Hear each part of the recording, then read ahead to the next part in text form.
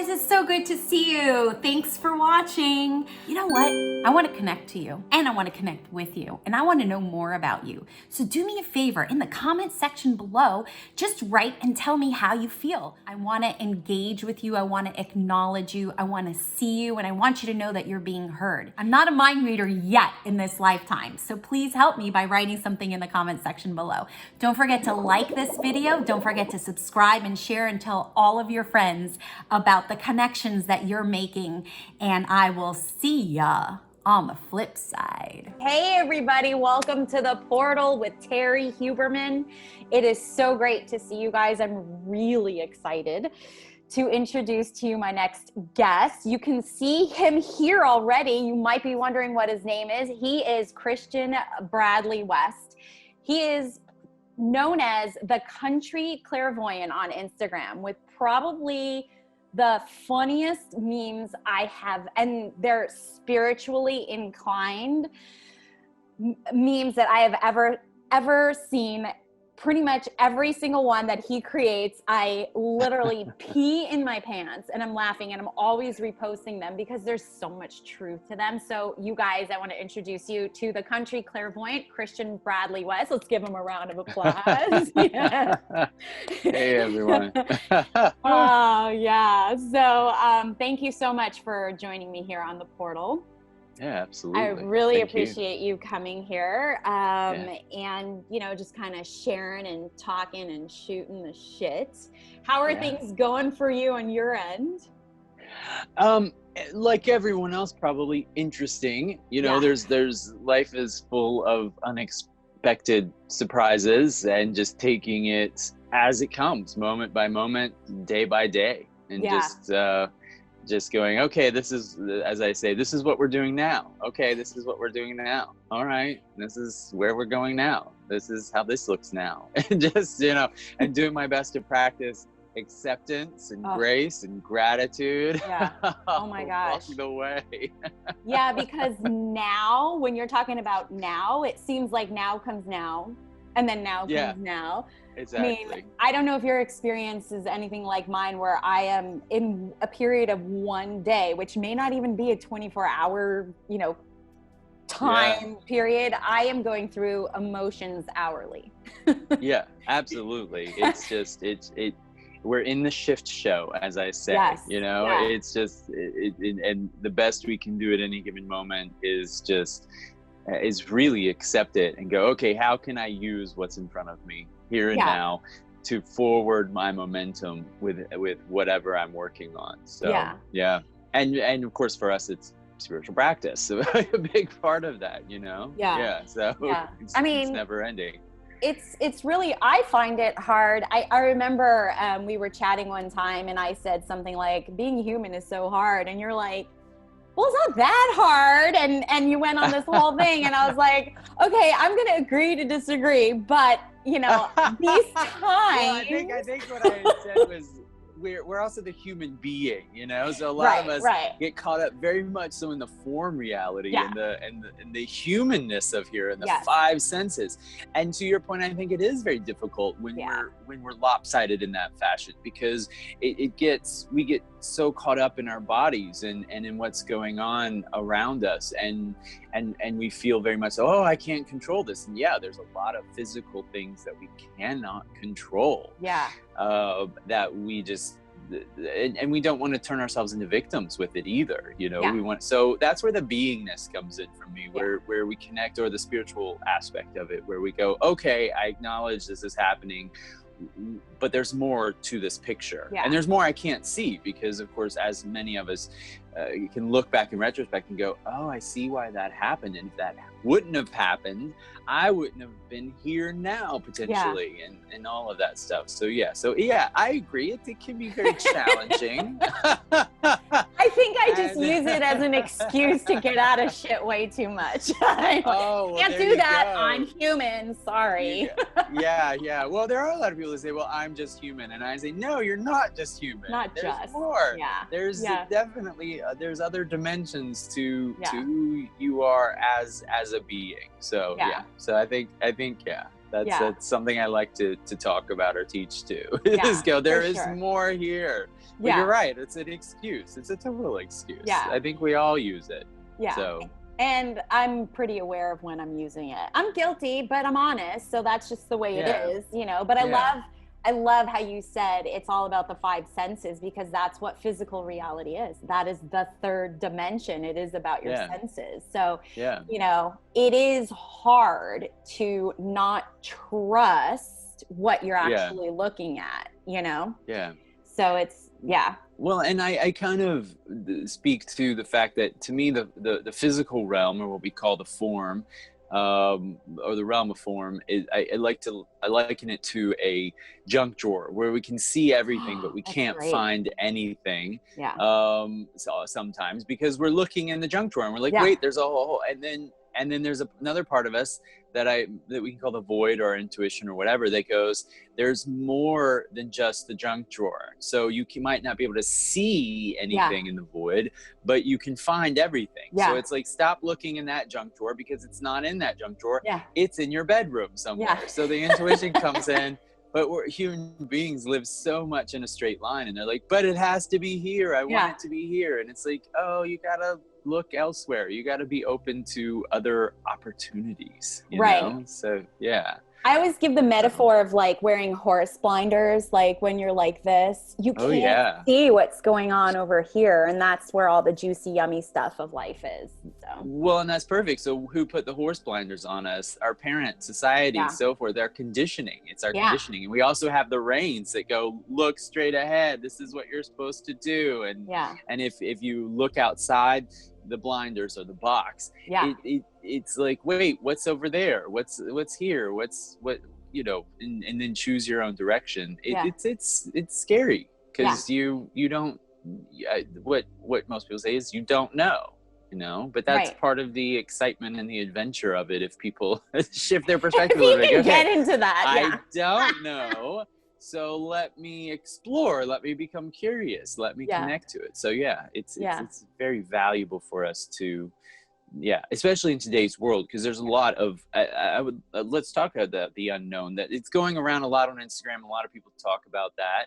And for me, I liken it, and I say to this, there technically is nothing new under the sun, apparently, you know, there's this divine consciousness, let's say, that is the be all end all, you know, if you believe that, I suppose. So, and I do, I there is something bigger and more. So to me, there is nothing. There is a consciousness that is viewing everything. So technically there is no unknown. Because, and even in life, somebody's experienced that before. You might not have experienced, so it's unknown to you because you haven't, but someone else has. And that's the great thing about connecting with other humans and the human experience, because then we can go, oh, wait, like this, when we become curious and start our adventure and we move in and we explore, we find that we're not alone, and other people have gone through this, and how did they deal with it? So the unknown is very much so a box again, you know, to come from the box, because someone somewhere, like it's like Christopher Columbus syndrome, you know, it's like, oh, I discovered this, and it's like, no, there were people here before. So it's like the unknown to him was the known to, you know, the natives that lived in the lands that he says that he discovered, which of course we know is not the case. Exactly, very much so. Big more ass like air stole. quotes. Exactly. Well, and it's the same with people that explored the quote unquote frontier. Well, it wasn't a frontier to the natives. So I like to look at life that way. I'm like, okay, I have kind of landed on these shores. I don't know what's there, but there are people that do know. So let me ask them for directions. Yeah, exactly. And that's why connection is so important. So that's a really good point that you say. And the other thing that you mentioned, which really got me thinking, was you were talking about, you know, breaking these conditions and how we're conditioned. And I know for me personally, I'm not sure what your experience has been like during this whole COVID experience, but I have been really doing some deep dives. So like shadow work, like I don't like it. I don't like it at all. in my conditioning, and a lot of it is coming up. Of course, like everyone else, I'm not special in this. It's just that I'm a Leo, so I think I'm special. Yeah. Well, you're definitely unique. Yeah, I like everyone that. is unique and nuanced. I'd say no one's special, but everyone's unique. Unique and nuanced, you're definitely nuanced. You're Terrie Huberman. That's true. You come with your unique story. Yes, and that's true. And well, okay, let's talk about that, because what a lot of people talk about the shadow work, and from my perspective, the shadow work, or what we call that, or looking at our conditioning, looking at our patterns, looking at the triggers, looking at what we're afraid of, those behaviors, and which patterns are just behaviors, right? There are these habitual behaviors that we repeat regularly because we're so used to it, we don't even realize we're doing it most of the time. So what I find, so what it is, it's about going, okay, I'm going to look at this regardless of how painful it is. And from my perspective, what people call the shadow is simply that collection of behaviors and patterns and so forth that we learned as children. So I find that there's this lack of maturity that is within it. So in order to mature, we have to go back essentially, or look at those behaviors that are essentially just seeking out love and approval. Right. That's it. And so most of it is pieces of ourselves that we don't love and approve of because we judge as bad or wrong, because sometimes it's painful and we want pleasure. We want what feels good because our brain is designed that way. Yeah. So it's really, I say it's, we discussed, the self-love for a moment. And my thought is the way we do that, the way that we love ourselves is we reparent ourselves. Yes. So, and what I have found in my observation, and what's been found in research, is children who are unconditionally loved by one or both parents or the family unit tend to be relatively calm and very stable and balanced. Yeah. So if we did not get that as children, and we come from some form of trauma, then it's our responsibility as adults to then go, okay, I'm going to love you. Yes. Unconditionally. And we can have teachers along the way too. Yes. I don't like that whole law of attraction. You have to love yourself before anyone can love you. I think that's complete, total bullshit. We're not trained to do that. So we actually have to learn. So exactly. So I found that I've had people come into my life that unconditionally loved me. Yes. that I maybe didn't know at the time were doing it because I maybe still had my own judgments and fears around it. But and so but it is our responsibility to do that. It does make life a lot simpler when we don't have those voices in our head punishing us, telling us we're not good enough, whatever the inner critic is, and turning toward that inner critic, turning toward that voice and going, oh, I'm not going to live with you anymore. Like, you do not get to live in my head rent free anymore. So you're essentially evicted. So anytime the voice shows up in my head, I say, no, I'm not doing this anymore. I replace it with a positive voice by simply going back and sometimes just hugging myself as a child, especially if it's related to a circumstance where there was trauma.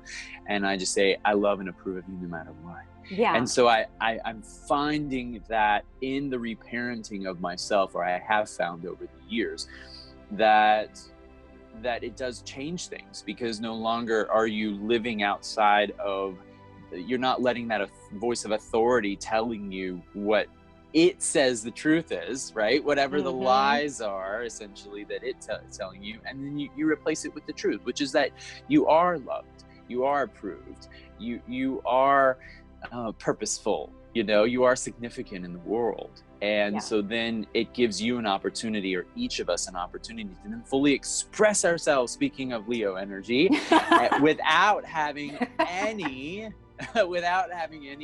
restraints from the past. And then we get to explore and enjoy life without all the internal suffering that comes with that perceived lack of self-love.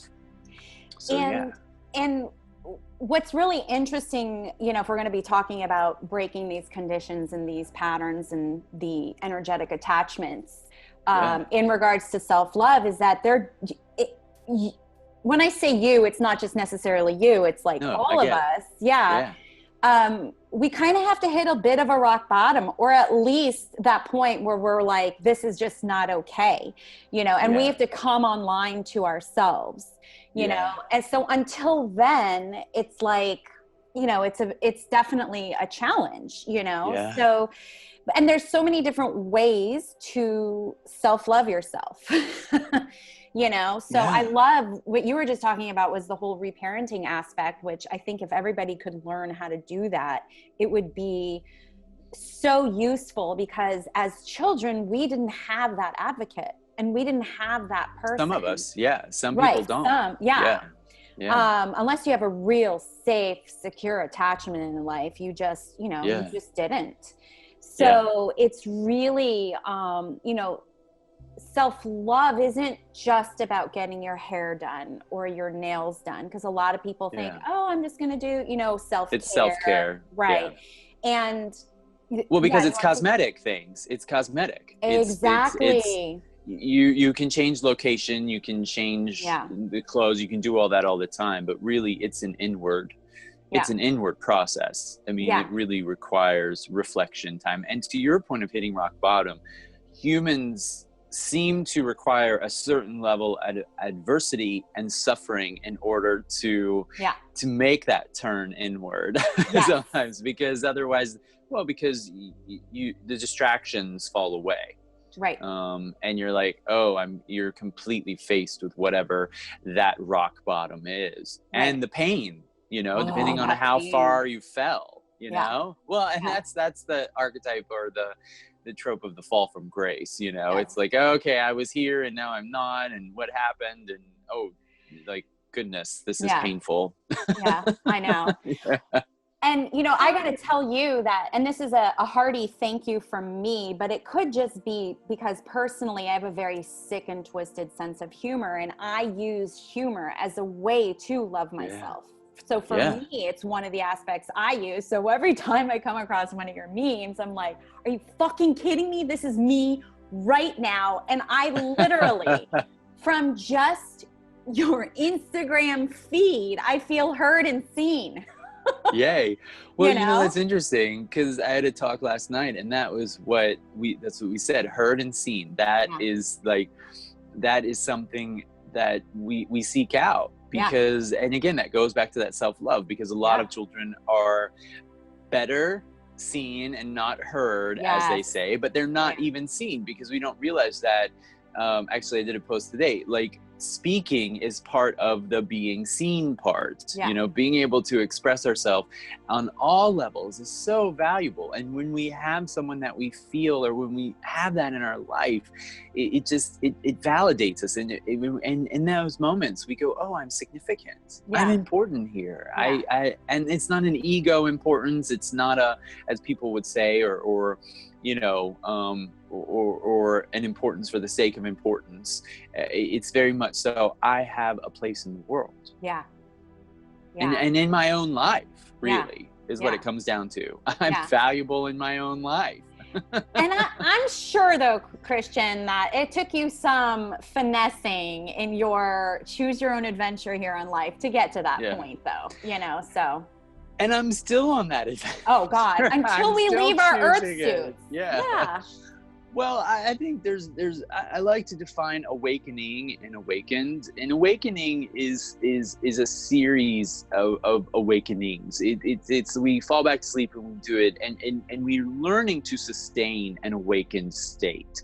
So at some point in time, like an athlete, you know, getting out, or a musician or an artist learning their skill and their craft, you know, we're doing that spiritually. And when an artist and an athlete learns their skill and their craft, they're rewiring their brain for it. So in our spiritual practice, through meditation, through that self-love, through that reparenting, which I don't call a reconditioning at all. It's simply going back and being present with yourself in a very loving way. In the moment, not because you can't go back in past, but you can be very present with yourself in that moment. You know, what we're doing is we're practicing it, and we're rewiring our brain to be more aware. So each time we do that, we become more loving, compassionate, present, and we sustain it, because we're learning how to sustain it. And that's really, so eventually I from my perspective, there is a certain ease and grace that comes as we practice this more and more. And so I feel like, I wouldn't say I'm a pro athlete, but I'm definitely maybe in the minor leagues right now. There you go. I love it. There's a lot of people who are there, who are teaching and so forth. And you're probably there too. A lot of people that I work with are definitely in that space. It's just, and it's just about not giving up. Just keep going. Show up every day for practice. It's because showing every up. Every spiritual teacher I know still maintain their practice throughout their life. Yeah. Even once they got it, it's like they say, before enlightenment, the dishes; after enlightenment, the dishes. So we just learn to maintain. Yeah. So, and you're right, it took me a while to even get to this point. Exactly. It's a lot of practice. A lot of practice. And it's over and over and over again. And I learn so much from working with my clients, and they inspire me all the time. And I'm like, ooh, I really like what they said, or seeing their vulnerability and them really opening up their heart and watching them shift, grow, and change. It affects us too. So, it is one of those things. It's an ongoing thing. And I always tell my clients, we never stop learning until we leave our earth suit. And even then there are more lessons. Yeah. So, it's just the way it is, unfortunately, but it is. It is what it is. Yeah. So lucky us are enrolled in the school of life, or don't you call it like Earth School? Is it you that calls it? It's what I've definitely referred to it that way. Absolutely. Earth University. It is, or something? Exactly. It is. I have definitely done that because it is. And it's, again, I don't, my perception is we didn't come here to suffer, but in human evolution, that's where we are. That's the point that we've been at for a while. Yeah. And from my perspective right now in our evolutionary process, we've been called to give up the suffering. That's not to say we don't give up adversity, because adversity, we can go to the gym and create adversity for us. A seed has adversity popping through the soil, so forth and so on.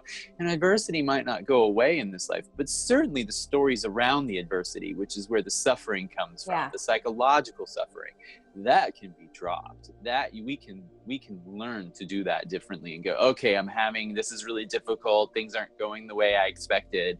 And instead of going, oh my God, my life is over, I want to die, or I hate my life, or whatever the stories are that show up in our life, in our head, and sometimes very extreme, because that's the way our brain is wired. Yeah. We go, oh, I'm capable of dealing with whatever this is because I have the tools. Yeah, exactly. Yeah. Well, Christian, we've come to the part of the podcast where if you would like to have a reading, you're more than welcome to have a reading. And then Let's do it. And then after the reading, I want to share with everybody where they can find you and work with you, just because you're just such a joy and fucking hilarious. And I mean, anybody who just doesn't have a sense of humor, I don't know, Well, I wanted to say that really fast, the sense of humor part, you see the laughing Buddha so many places, that was one of the aspects. That was one of, from my perspective, his teachings, is stop taking yourself so damn seriously and step back. I mean, people get so caught up in their seriousness, and I'm like, oh, Jesus, can we just not do that? And a lot of research is showing laughter and smiling is so restorative. It is a form of self-care. It is. So it absolutely is. Yeah. Perfect. So, all right, Sir Christian, I've got some cards ready. We'll see if I need them, because sometimes I don't need them and I can just channel information. So what I'm going to ask you to do is just say your first, I'm going to ask you to put both of your hands on your heart, because I want to get into your heart center, which is where truth lies, right? Yes. So if you can do me a favor and just take in a few deep breaths. And then when you're ready, just say your first name only out loud 3 times, please. Christian. Okay. So we're going to do a quickie, Christian. How do you feel about a quickie? I'm always good with quickies. Good. Yeah. All right. Did you have a specific question in mind that you'd So I'm finishing my first book. I've rewritten as a young adult, and I wanna send it out towards the end of this month, the beginning of September. I want to know what's happening with that. And I've got, my focus right now is my health and well-being, the book, and I want a new truck, and I'm camper. I'm ready for something to be different in a home and stuff again. So those are my focal points right now in my life. Okay. So here's what I'm getting. The first thing that's coming up is about the book, because it feels like it's like the doorway that you walk through to get everything else. I don't know if you understand that or not. But, yes. Okay. You understand that? Okay. So the book, now you just said that you haven't finished it yet. So here's what I want to say. Close. It's close. It's close. Okay. Yeah. It's close. So here's what I want to say about that. And please know that whatever I'm sharing with you is for your highest good. No, but I'm hearing that it's time for you to actually finish it and stop talking about finishing it. Do you understand this?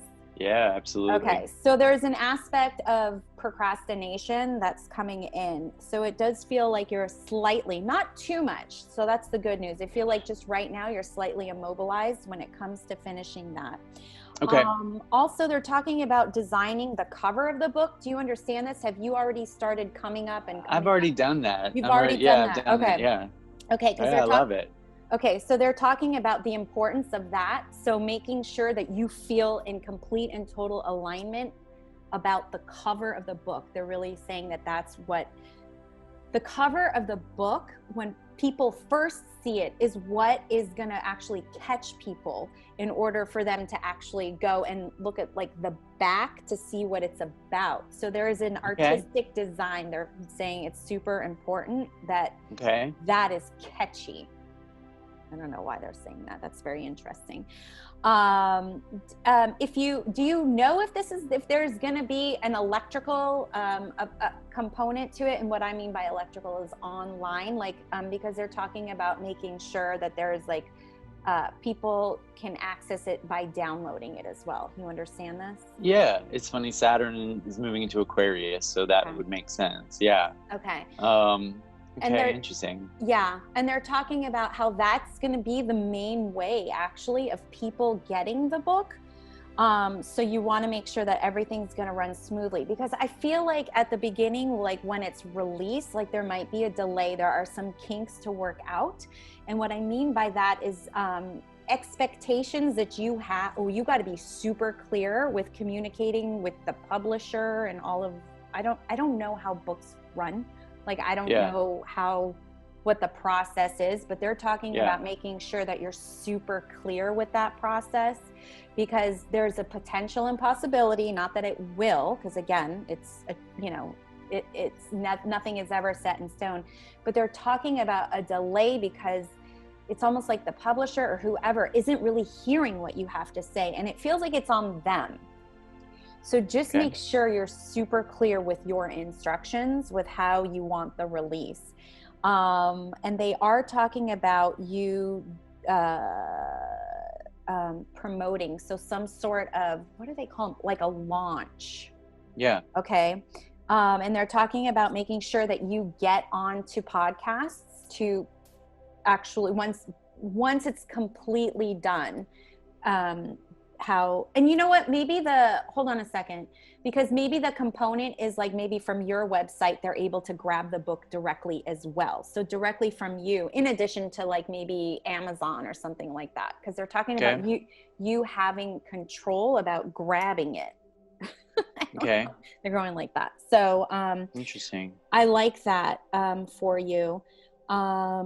Okay, I am going to also say that one of the things that is suggested is for you to do energy harnessing work on it. So definitely, I don't know if you were already considering doing any type of like ritual or any type of magic for it. They're talking about it being really good. So manifestation, creation.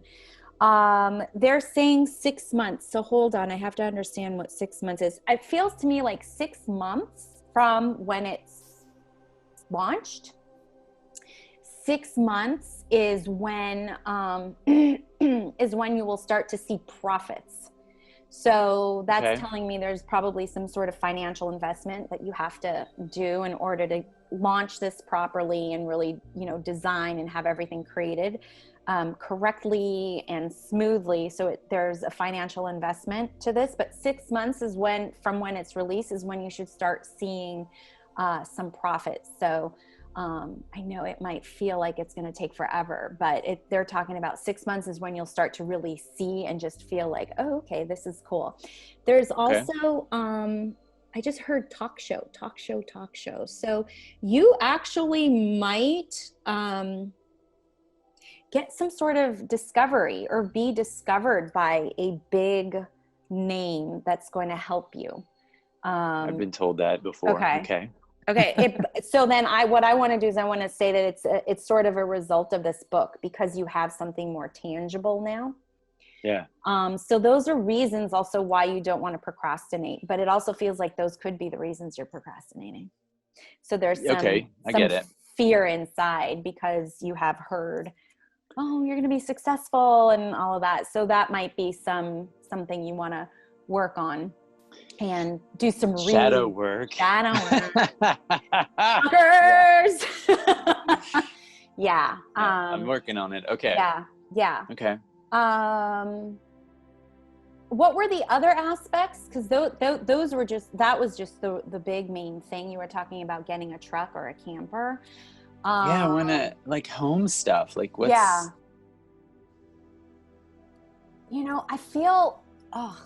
I feel like I want to say that it would be sooner than what I'm about to say because I'm sure you want it sooner, but I feel like either beginning in a year or a year from now is when you're going to feel more situated and stabilized as if you're home. So that doesn't necessarily mean you won't be getting the cash and prizes and getting the things to be or to start creating that home, but I'm tapping into the energy of you feeling more at home, even within your body. So that feels like in about a year is when that will start to happen. And I feel like that could be why the book is like the gateway for all of these things to kind of start happening. So, Yeah. I don't know if you want this information. It's totally and completely up to you, but I do feel like there could be a partner or a potential romantic you said that before. interest. Oh, I did? Yeah.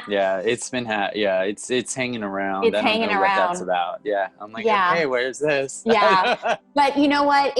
There's a connection to you feeling safe enough to receive more notoriety and publicity in regards to the book. So this book is huge for you. You understand this? Like this is almost like a baby you're giving birth to. Yeah.